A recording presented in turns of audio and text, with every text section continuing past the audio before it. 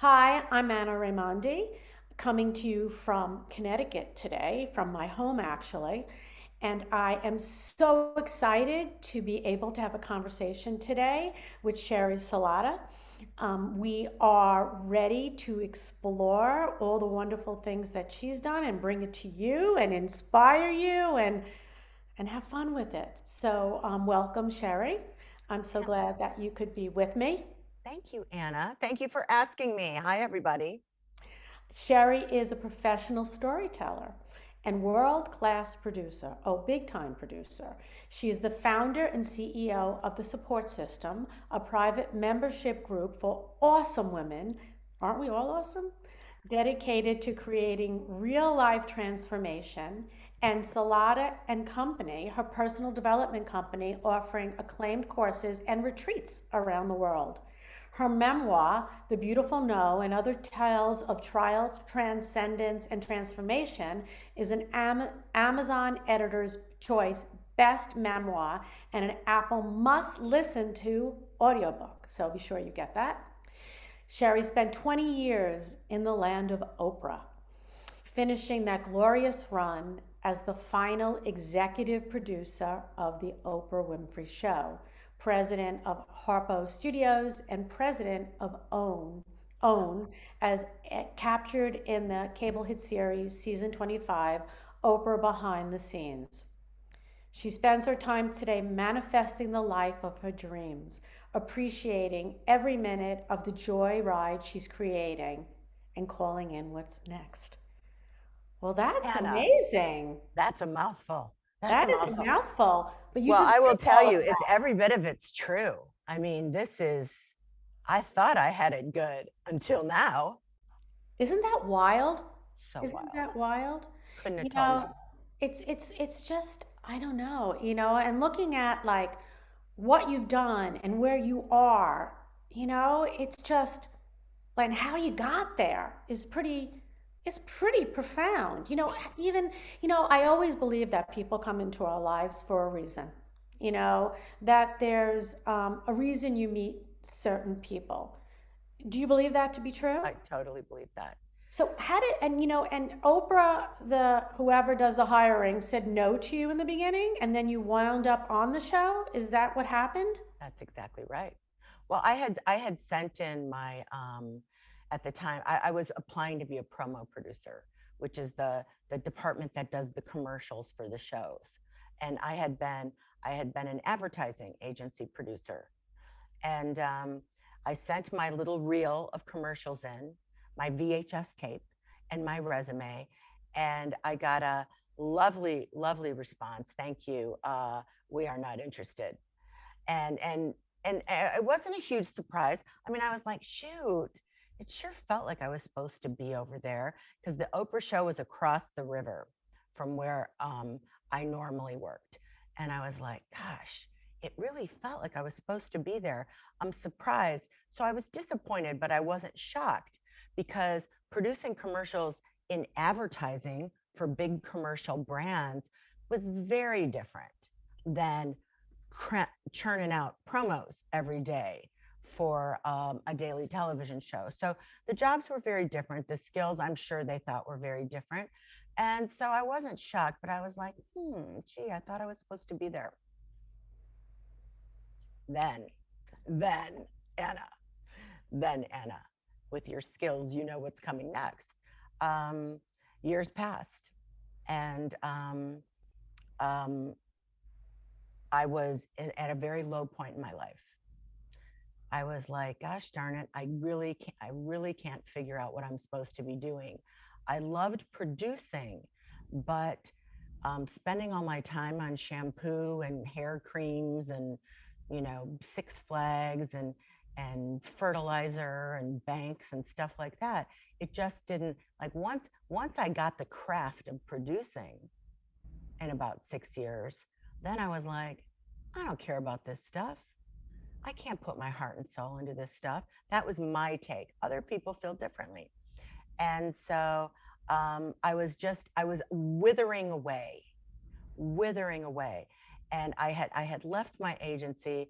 I thought maybe if I freelance, I'll like this more. I was a terrible freelancer. I had trouble drumming up work and asking people for work. So I was at a low point. I was out of money. And I was like, oh my God, I'm going to have to go back to my parents. I'm freaking like 34, 34 and a half, 35. I'm like, I'm going to have to go to my parents and like beg them to help me. And I'm like, oh, what a mess. What a mess that I've not made anything of myself by this time. Because in earlier years, people said I had some promise, but I can't make it happen. So I was as low as I'd ever been. And basically, I got a big interview at a big agency. They practically hired me in the room. And so I was so relieved. It was going to be big money, big benefits. And I went home, celebrated, and waited for the call to start. That never came. So I sunk even lower because I thought, oh my God, my life is just a mess. And I remember feeling like my hands were open. Like I was ready to give up my shenanigans of trying to quickly figure it out, what it was, where I was supposed to be. And shortly after that, it might have been days, I got a message on my answering machine. And it said, this voice, this is so and so from the Oprah Winfrey Show. We were cleaning out a closet and found your reel of commercials and your resume. Will you come in here and freelance for us? And that was the beginning of everything. That was like, what is happening? It was so wild and crazy. And only later on did I learn that what had happened is a new head of the department had come.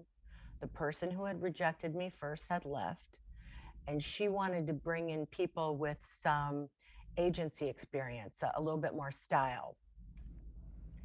And she looked at my reel. She goes, bring me reels. And so somebody, probably the secretary at the time, we called them, was like digging out, oh my God, I got to find more people, and found my stuff. And for years, I held on to it on that little resume that had been rejected at first. There was in her handwriting, get her in here. Don't you think that's divine intervention, though? Oh, yeah. You pray to God, and then everybody says, but I didn't get an answer because you don't always get it immediately. You get it Yeah. when, like, you were hitting rock bottom. You had to go through whatever you went through so that Timing. it's Yeah. all timing. And Timing so was that, right. right. I mean, I think that's, and it's also like surrender, like you hit rock bottom. So I'm writing a book actually with Sharon Prentice on surrender. Sometimes we surrender and we don't even know we're surrendering. Yeah. So that was you saying, oh my God, do I need to move back with my parents? I don't know what to do. It's almost like Yeah. it's at that moment you say, take it and do something, That's for sure. you That's for know? sure. And now I can look back and I see, even from the first day I graduated from college and all those failed missteps, I see how one thing led to another. I see how I was in resistance and I was just so busy trying to make things happen and get a good business card that I wasn't even asking myself, are you happy? Does this feel good? Do you like doing this? And I can look back on with that hard-won wisdom now with a lot of compassion, Anna, and a lot of tenderness. And I just feel for that 21, 22, 23-year-old who just was just on a mad dash to figure out what she was supposed to be doing on the planet. Like so many other Yeah. 20 something years old kids. Did you bring spirituality to the show or did you become more spiritual by being on Oprah? Well, I was raised Catholic, and now I consider that kind of like a nationality. I'm Polish, Lithuanian, Scots, Irish, Swedish, and Catholic. It's kind of like a nationality. There's some understandings I have of it, but it's not my practice. And so I found myself in my 20s as I was on the big grand search for purpose and meaning. I was in the aisle of every bookstore, in that self-help aisle, reading all the greats, looking for the plan, the program, the answer, the something. And I think it was right before I started at the Oprah show, just shortly before Marianne Williamson had the breakout hit, A Return to Love. And that was like, it's the first time I had heard spirituality expressed in a way that I felt some physical resonance with. That's a My phenomenal book. my cells lit up. And that experience, of course, and I think it was a breakout hit because Oprah had her on. And it was right before I started working there. And but once I was there, oh my gosh, forget the makeovers and the celebrities. And there were I had some fun with that, but oh my God, I feel like I was being paid and promoted and paid to build a spiritual life. And it was like I was a kid in the candy store when it came to that content, because I just wanted to soak everything up. And that really was the gift of that experience for me. That's wonderful. You talk about love, and you just radiate it. What, to you, what is love? Oh,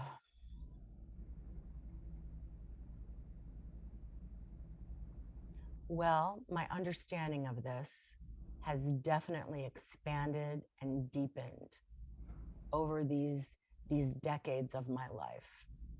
And it is really, I'm just getting it so finely honed now, that it's the power, it is the force, it is the thing, and it is the resonance, it is the vibration, it is it's not only the thing that spins the planet, it is the thing that beats our hearts, it is the thing that helps us magnetize ourselves to one another to connect. Um, it's it is the thing. So is it the I am? Is it divinity?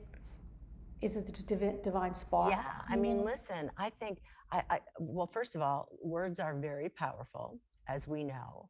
I love language. I love words. We're casting spells on ourselves all the time. And I think you get to decide. For me, love is another word for what some people would say God. Love is the universe. Love is, um, I really think that George Lucas was something onto something. There was many layers in that Star Wars message about the Force. Mm-hmm. Um, but it really stands for a vibration, a level of vibration that if we can tap into that and stay aligned as best we can, then things start to hum. Mm-hmm. We get in the flow. We start to become magnetic, and life starts to look so much sunnier. So has that happened for you? Oh, yeah. Oh, yeah. But, it's a hero's journey for all of us. We're all on a hero's journey. This human thing, the mysteries are hidden. Um, Things like, from our limited understanding, some things don't make sense. So, have I had my dark nights? Yes. Have I made my mistakes? I love it when someone asks me, "Do you have any regrets?" And I say, "A million, a million." Well, how do you have a life without regrets? Yes, a million regrets. But that doesn't mean that I don't see the value of what I figured out with all my mistakes. Of course I do. But yeah, could I have made choices to take the easy path? Yes, I could have. And so now that I know that, I do that now. And that really, what happened for me, Anna, was that to reach, I'm going to call 56 a midpoint. I'm going to call that a middle of life, even though it might be slightly more than that, but it's the middle-ish of life. To reach that point, to have manifested a career that turned out to be, after fits and starts, so epic, and to realize I wasn't happy, and I hadn't manifested a dream come true life. And my daily life experience wasn't very good. It was like, whoa. And now I had been exposed to all the information that it's, as much as it lit me up, it was almost like it was waiting in notebooks for me to make time for it.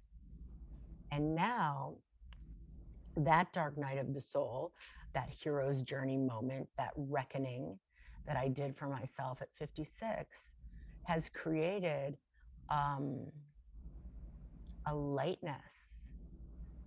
And mind you, I couldn't have done it without tenderness and compassion. If I had just raked myself over the coals for my failures, to fully manifest all the possibilities for my life, I'd have been dead in the water. But I just kept staying tender and compassionate and understanding. And the more I stayed in that space, the more I could begin to look at my life and say, okay, if you're in the middle of life, middle-ish, what else do you want? What else do you want? What do you want to do? Who do you want to be? Who are you becoming? Where do you want to spend your time? What really matters to you? What do you know now that you didn't know then? And that's really been the journey, like the last 5 years. Do you think that there was maybe one person, spiritual person, that was on her show that kind of, set that fire inside of you? Did anybody? Yeah, that's such a good question. I mean, everybody threw a log on the fire. Deepak Chopra and that's 7 Spiritual Laws of Success, log on the fire. Gary Zukav, Seed of Soul, log on the fire, although sometimes I have trouble understanding him. Log on the fire. Louise Hay, log on the fire. All of them, logs on the fire, logs on the fire. What lit me up is surprisingly, and they all got me ready. So let me say that. They got me so ready.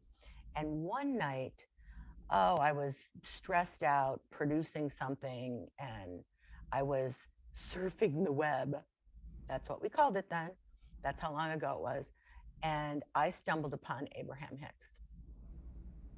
And Esther and Jerry Hicks, Esther channels an infinite consciousness called Abraham. And that has really been my spiritual practice for the last 16 years or so. That's the resonant language for me. And what I say to anybody who's interested, which is, you got to find your resonant language. There are many, many, many, many paths to that greater connection to yourself, to your soul, to your inner being, to the force, to the all. What's yours? And I will say that I did find that for myself quite a while ago, and it still is the thing every day. Every day, it asks nothing of me other than to be aware of my story and what I'm telling myself about my life. And so, you have this great job and you leave. Yeah. And did you have a plan about what you were going to do next?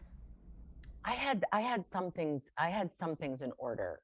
I knew I wanted to work for myself, and I didn't want to I didn't want to produce other people.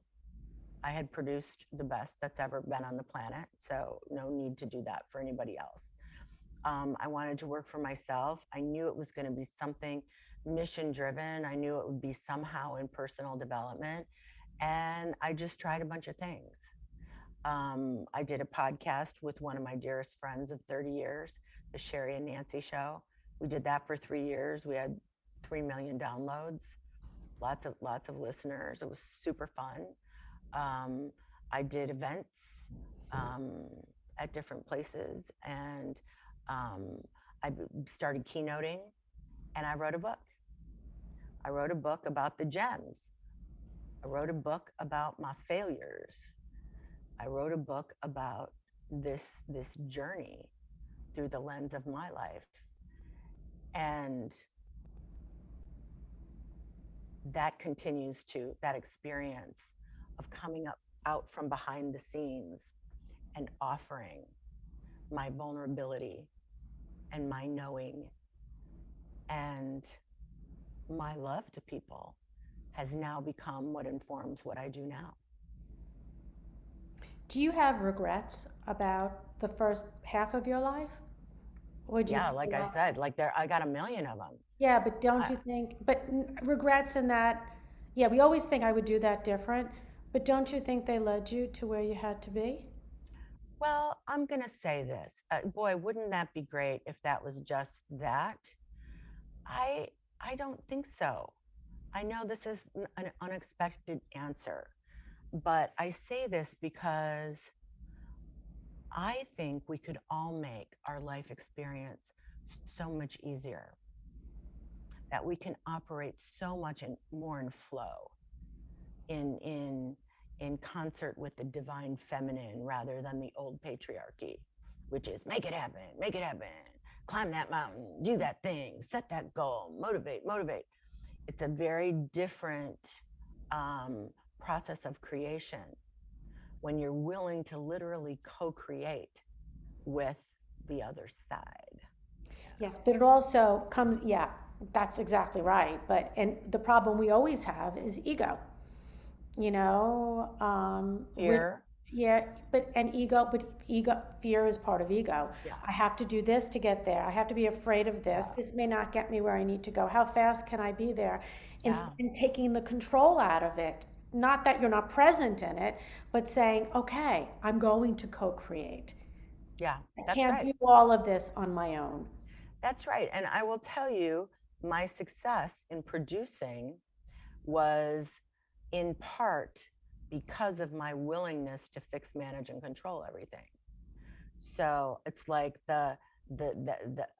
my career was feeding that erroneous beast of that I alone was keeping the balls up in the air. You know, I was keeping the universe spinning, and that I had the power to change the weather if I had to, I would. There's some funky misunderstandings there, and I was coming off a childhood misunderstanding, false belief that achievement and worthiness were interconnected. So you couldn't have stopped me from trying to achieve because I thought that was how you get love. So, you know, shocking that when you get to the summit of all achievements for me in my career and go, I think I have that wrong. I think I was already worthy before I did one diddly do of this. Hmm. So that was a big epiphany for me. Yeah, and I think so many people Mm-hmm. feel that way, or at least should look at themselves and say, why do I want this? What is it all about? That's important. So, can you speak to us a little bit about the pillar life? Um, well, um, that really is from the work Nancy and I did together a while ago. Um, and it really is about just looking at the landscape in your life. I look at that process a little differently today. That I decided for myself, having failed miserably at that concept of work-life balance, I finally decided that that's just not helpful language for me. That I will always fail in that construct. And I decided that what I wanted instead was an integrated life. So that's what I've been working on for the last several years, which is my work is and my life are very beautifully intertwined. So I might have to meditate for work. I have some meetings, so I want to make sure on my calendar there's time to meditate so I can regulate my energy and show up with an open heart. Um, and I might be in a Zoom meeting with 1,000 people in a workshop with me, and My English bulldog Dolly is sitting right next to me, and the UPS guy comes, and I have to say, hang on a minute. Well, she goes crazy. So I just look to weave it all together and not try to keep everything in such a separate bucket like I used to. And how do you bring that to people? You call yourself a transformation doula? Yeah. I love that. Well, listen, Anna, because here's why. I'm not an expert. Um, and I have come to see, having sat at the feet of every expert and produced most of them, that we need to become our own experts, our own gurus, meaning sacred teachers. And that all these people that are passing by with books and programs and ideas are there to help us stir the pot.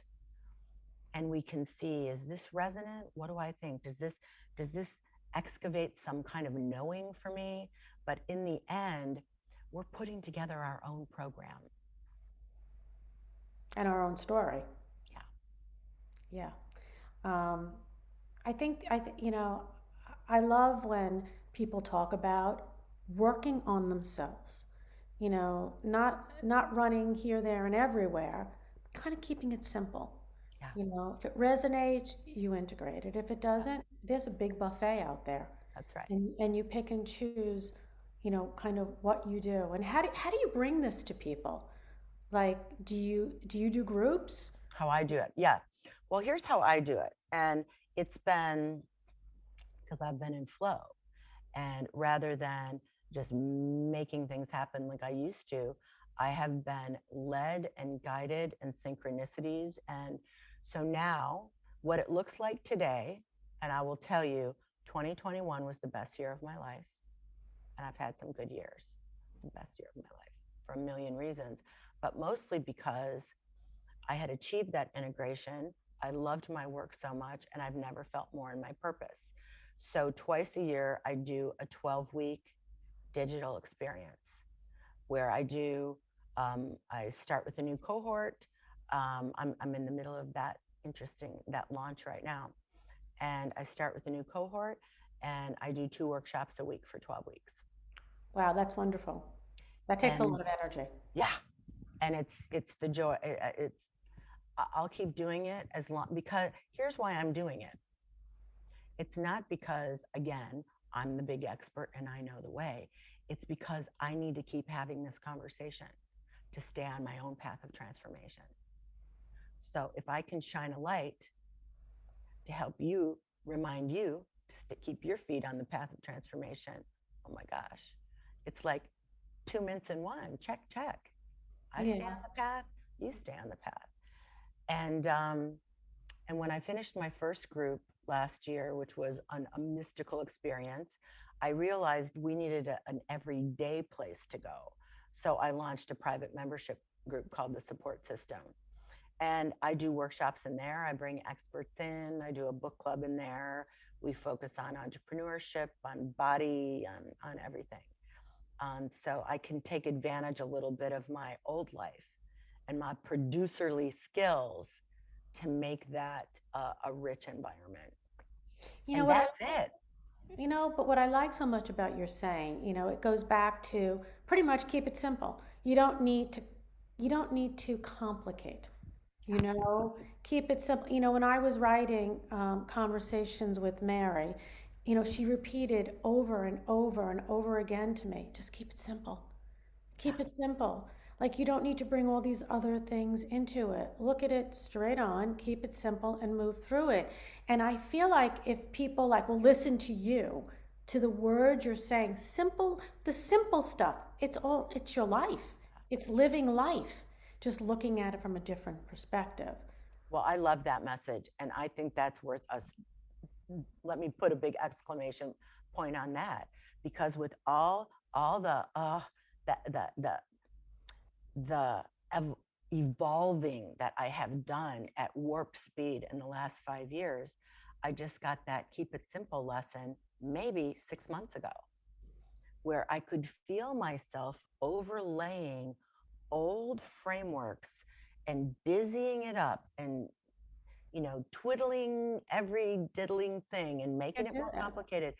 And I just had that moment where it's like, Can't do it. keep it as simple as possible, including my life. If I start with how I manage my life as simple as possible, then my work stays as simple as possible. Hmm. Then my conversations are um, as simple as possible of the changes that I make in my life and the things I try. And all of a sudden, I have acres of space and a peace in my heart that took me forever to find. Yeah, you also become a clear channel, you know, because, the universe, God, divinity, whatever you want to call it, is able to move through you because there's less blocking it. Right. And so just, it's hard for people to move out of that complex place. But once you do, it's so freeing, I agree. really freeing. I have to ask you, there is a couple of people standing behind you, okay? Mm-hmm. Um, there's two people that are relatively young, um, 40s, 50s. Um, the two young ones are somehow connected by blood. Her name starts with a T, like Tess, um, a name like that, and she's holding the hand of the other person, and he, they're related. They're related, um, but they live in different places and they grow up in different places. Do you Wow. know who I'm talking about? Tess. A name like that. Mm-hmm. Um, They're they are related, but they grew up in different places. they're related. They grew up in different places. I don't know if one of them was adopted. Kind of feels like something Is like they one of them raised. my adopted brother John? And who is this woman? Could it be Virginia, his Is that a biological sister? sister? Okay, no, but this woman is related to Virginia. So this might be, Oh, do you know if he had his another mother? sister? Did he have another sister? Not. I don't know. He only met them. I only found um, his biological family for him 6 months before he died. It might be, Is maybe it's his mother. okay, because she's with him, but then he's with his adopted mother as well. Okay, Yes, so my mom, okay, and her name begins with an M. Marilyn. Okay, because they're both with, she's older. I feel like she's older than this. I don't know if this is his mother. I feel like this could be a sister. Um, I don't know. There's also Write a that down. Lois. These people are all with him. They're with him. Wants you to know, he's thankful that you found them because he wanted to know what he came from. Okay? These people feel very different than the way that he was raised. Yeah, Okay? Much more rural, yeah, more like people of the land, yep. kind of, like I don't, yeah, You're people right. of the land.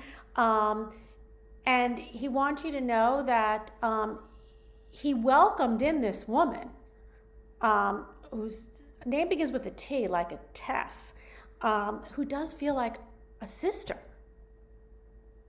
Yeah, he might have had another sister that passed before I knew I had found everybody. Yeah, and so um, he wants you to know that he's eternally grateful that you did that, um, and your mother's grateful. Mm, Okay, because it was something that she was very concerned about. Okay, but it's what he needed, and that was something that was almost like his life went full circle, yeah. and you helped him to get there. and he loves you very much. That's amazing. Oh, I love him so much. And mom, oh my gosh. They're like they're all a part of this amazing amazing the amazing things that are going on in my life. I can feel them around me all the time. But she's pretty Catholic, huh? Yeah. She She feels yes. very Catholic, Yes. because she's saying, I feel like don't throw the baby out with the bathwater. Like, there are things you learn that you can somehow integrate, but I feel like you are. Yeah. I don't feel like you're not. You're not balking at that. You are, and it's pretty beautiful. Oh, that is so sweet. That makes me smile so much. That's what my mom would say. It wasn't all a big way, Sheri. Well, and no, because the ceremony and sacred talisman ceremony ritual of that Catholic expression profoundly shaped me. My actual relationship with my soul and my spirit came from a different language. Mm-hmm.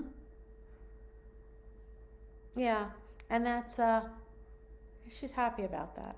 Yeah. She's happy. She's smiling. Mm-hmm. Um, yeah, and she's saying you're safe now. You're Mm. safe. And that's important for you to know for some reason. You're safe and you're healthy. She's saying, tell her she's healthy. Tell her she's healthy.